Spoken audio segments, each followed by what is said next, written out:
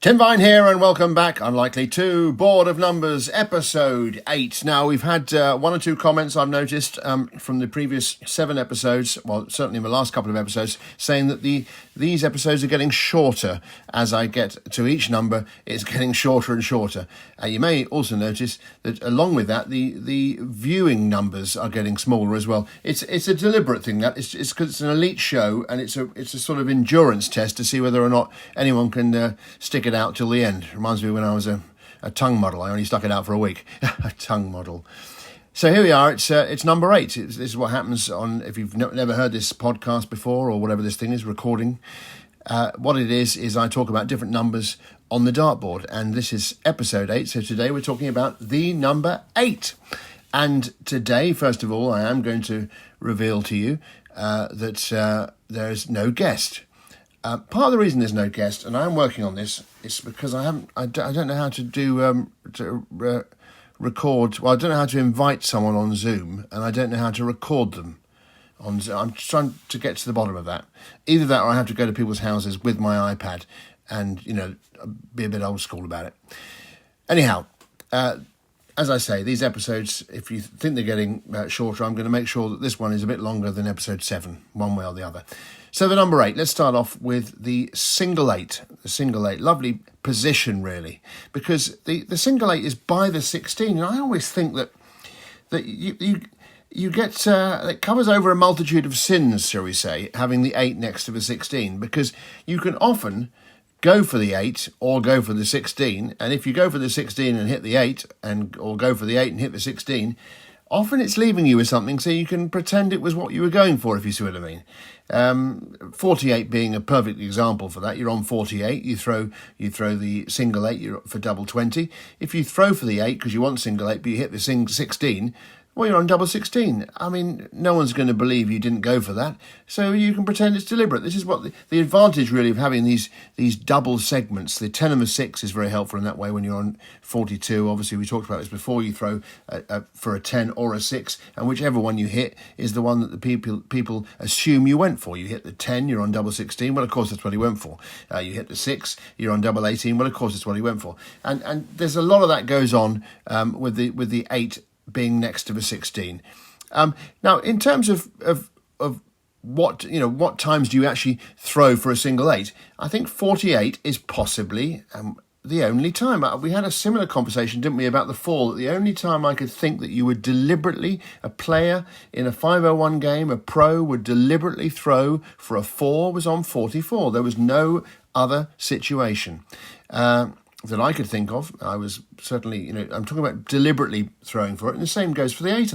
I think the same goes for the 8. You've got 48, and that's pretty much it. I suppose once in a while you might see someone split the shot. If they're on 40, they might throw a single 8 for 32. Would they though? Would they do that? I wouldn't do that. Why would you do that? It'd be daft. Everyone loves double top, don't they? Let's talk about treble 8 now. Treble 8, once again I say it, it's a nice position having the 8 next to the 16, and the same goes for the treble. It's not just about the singles being next to each other, the single 8 and the single 16. No, also the treble 8 and the treble 16. So you're on 64. You throw for treble 16, you hit treble 8. No one knows you weren't actually going for it, because either one of those is a good triple to hit. You hit triple 8 when you're on 64, and you go for double 20. You hit triple 16 when you're on 64, and you go for double 8.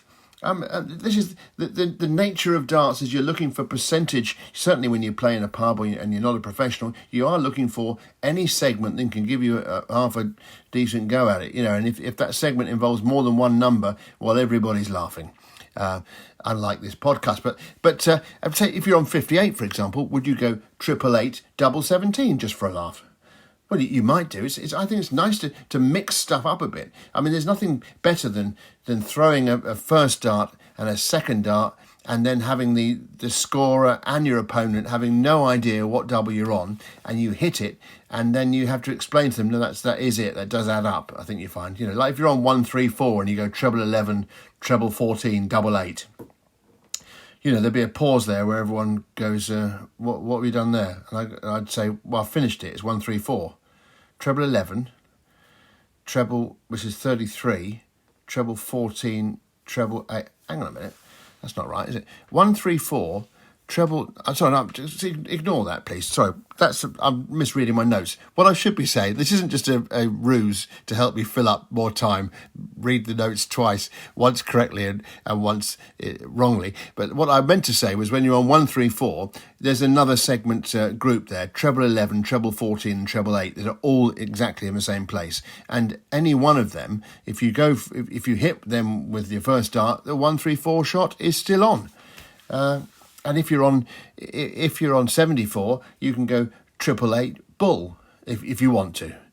But what I was going to say in terms of making people wonder what you're doing is a 122, a 122, a 122, a 122, that's a 122, treble 8, treble 16 bull. That's 122. Let me just work that out. 24 plus 48 is 72 bull. Yeah, 122, that's correct. But that's exactly the sort of thing I mean. You throw treble 8, treble 16, bull, and the person goes, what have you done there? Although if you've hit a bull, it's unlikely you fluked it if you were going for another double.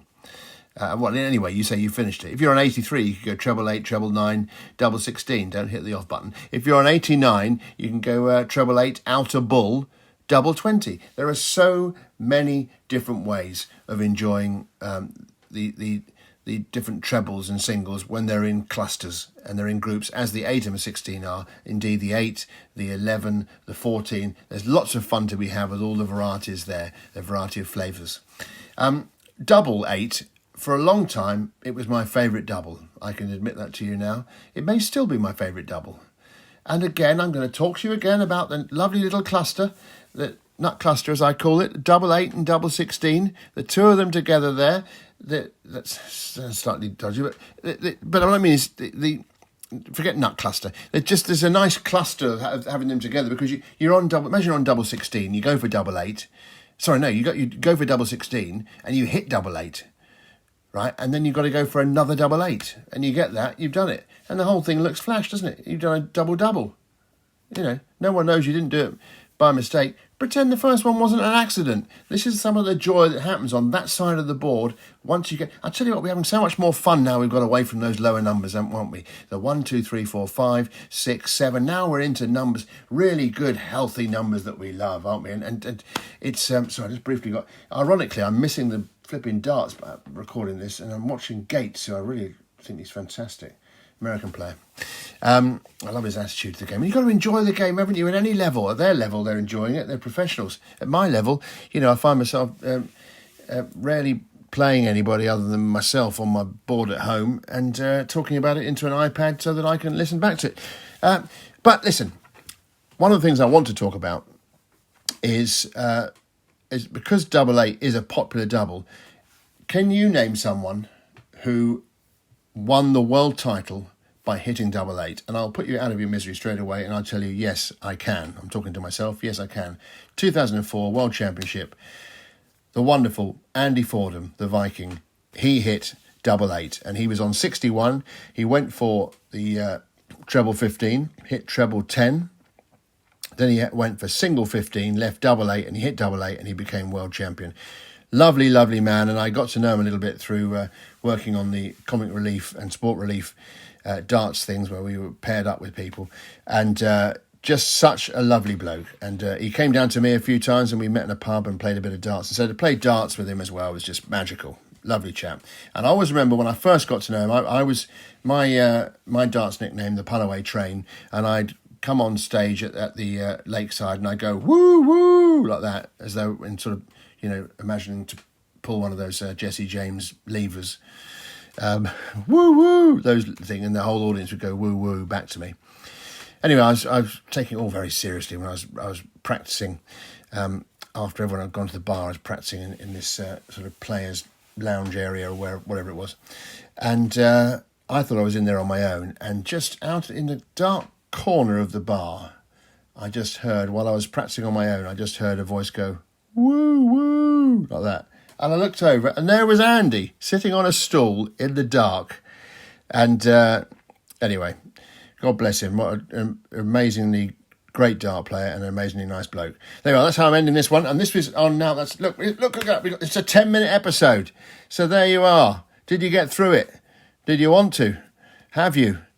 And I have got some exciting news. Not only will there be guests in this podcast, although there haven't been any yet, there will be an occasional, if not, maybe it's only going to be one, but at some point there will be a visual episode. Anyway, there we are. Board of Numbers, episode 8. What a finish.